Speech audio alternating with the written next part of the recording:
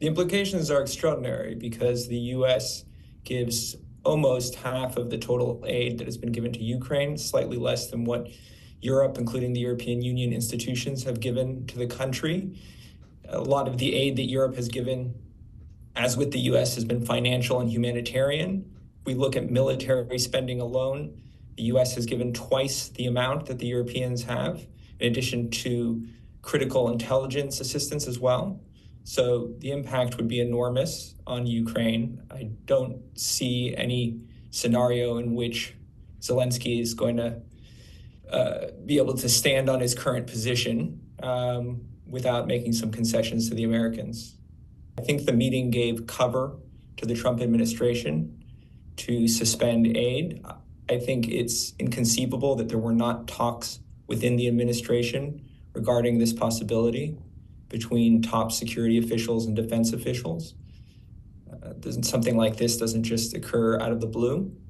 So I don't know what is going on in Trump's mind, but I don't think any of us can know for sure whether the meeting was sabotaged on purpose or not. But I certainly think that something like this couldn't just happen in an improvised manner.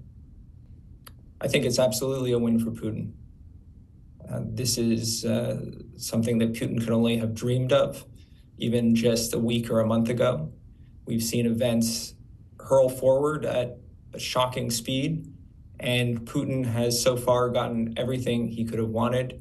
He outlined last year his war aims and the conditions under which he would start negotiations for peace, and Trump has given him almost everything he wanted right away. So I think this is a major win for Putin. In the short run, I believe this will bring European leaders together and will bring the leaders of Western Europe together with those of Central and Eastern Europe in solidarity and in support of Ukraine. I think in the long run, we have to consider the internal dynamics within European countries and the positions of populist parties on the far right and the far left, who are already voicing skepticism, if not outright opposition, to additional aid to Ukraine, and think about the possibility of growing support for these parties, particularly given the financial burden that increasing defense expenditures will cause. This is something that is often not talked about. Well, it's a question of peace on whose terms. If it's peace on Putin's terms, we're a lot closer to that outcome. If it's peace on the terms of the Ukrainians or the Europeans, we're a lot farther from that outcome. I think one question is whether Donald Trump is out to destroy the European Union.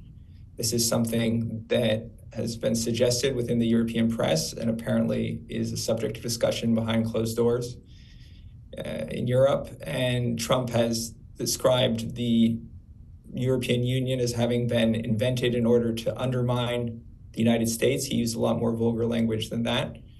So we have to consider what Trump's long-term objectives are. We know that J.D. Vance has already suggested, a real withdrawal of support for Ukraine. Elon Musk has just announced that he was in favor of the U.S. withdrawing from NATO. But there's this question of what's going to happen to the European Union and the support that the Trump administration, or at least figures around the administration, are given to these far-right populist parties.